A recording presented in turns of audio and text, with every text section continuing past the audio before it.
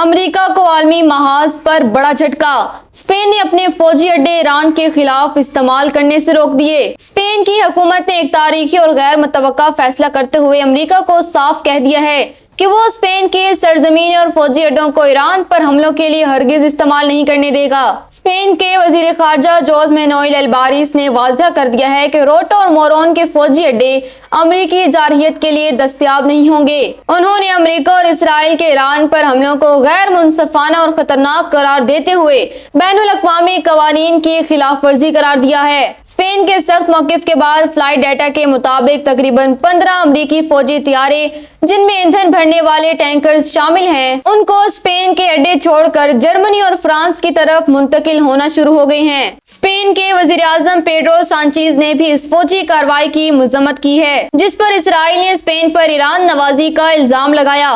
تاہم اسپین نے اس الزام کو مضحکہ خیز قرار دیتے ہوئے اپنی قومی خود مختاری اور اقوام متحدہ کے چارٹر پر قائم رہنے کا اعلان کیا ہے۔ یورپی ملک میں اسپین پہلا ملک بن گیا ہے جس نے امریکہ کے جنگی جنون کے سامنے بند باندھ دیا ہے، جس سے بائیڈن انتظامیہ اور اسرائیل کے لیے آپریشنل مشکلات میں اضافہ ہو گیا ہے۔